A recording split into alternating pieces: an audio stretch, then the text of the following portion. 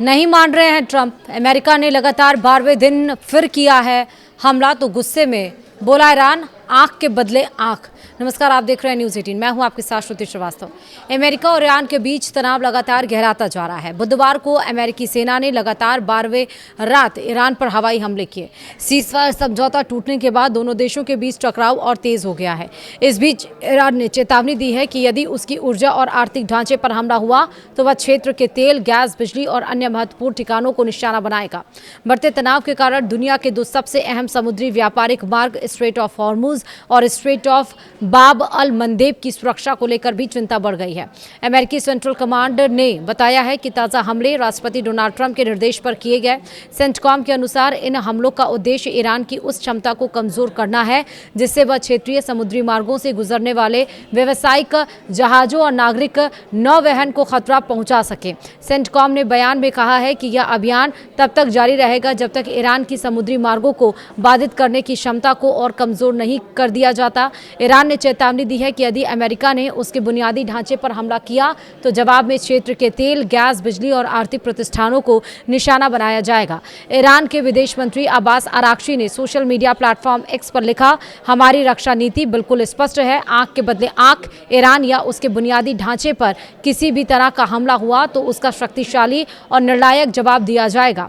वहीं ईरानी अधिकारियों ने यह भी कहा है कि जरूरत पड़ने पर वे क्षेत्र से तेल के निर्यात को भी रोक सकते हैं, जिससे वैश्विक ऊर्जा संकट और गहरा सकता है। ईरान और अमेरिका के बीच बढ़ते तनाव का सबसे ज्यादा असर स्ट्रेट ऑफ हॉर्मुज पर दिखाई दे रहा है। दुनिया में तेल आपूर्ति का बड़ा हिस्सा इसी समुद्री मार्ग से गुजरता है। ईरान द्वारा इस मार्ग पर लगभग पूर्ण नाकेबंदी जैसी स्थिति बनने से अंतर्राष्ट्रीय शिपिंग प्रभावित हुई है। इसका असर कच्चे तेल की कीमतों पर भी देखा। ब्रेंट क्रूड का भाव कुछ समय के लिए $95 प्रति बैरल के पार पहुंच गया है और बाद में $94 प्रति बैरल से ऊपर बना रहा।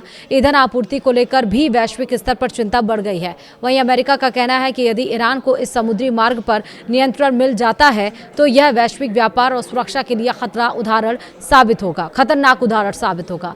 तनाव अब फारस की खाड़ी से आगे बढ़कर लाल सागर तक पहुंच गया है। ईरान समर्थित यमन के हूती विद्रोहियों ने बाब अल मंदेब जल डमरूमध्य से गुजरने वाले सऊदी अरब के तेल जहाजों को निशाना बनाने की धमकी दी गई है। यह समुद्री मार्ग लाल सागर को अदन की खाड़ी से जोड़ता है और वैश्विक व्यापार के लिए बेहद महत्वपूर्ण माना जाता है।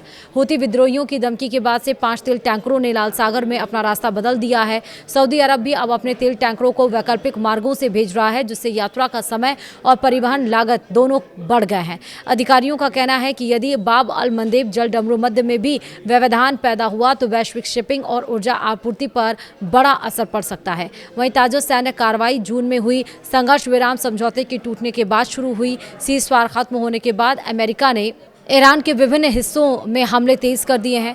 वहीं ईरान भी क्षेत्रीय ठिकानों पर मिसाइल और ड्रोन हमले जारी रखे हुए है। ईरानी अधिकारियों का आरोप है कि अमेरिका एक लंबे सैन्य संघर्ष में फंसता जा रहा है। अमेरिका का कहना है कि उसकी कार्रवाई का उद्देश्य केवल अंतर्राष्ट्रीय समुद्री और अपने सैनिकों की सुरक्षा सुनिश्चित करना है। वहीं अमेरिकी विदेश मंत्री मार्को रूबियो ने कहा कि वाशिंगटन अब भी कूटनीतिक समाधान के लिए तैयार है। उन्होंने कहा कि अगर ईरान गंभीरता से बातचीत चाहता है तो अमेरिका भी तैयार है, लेकिन यदि वह हमारे या हमारे सहयोगियों के हितों को खतरे में डालता है तो हम अपने हितों की रक्षा के लिए जरूरी कदम उठाएंगे। वीडियो में ताही, नमस्कार।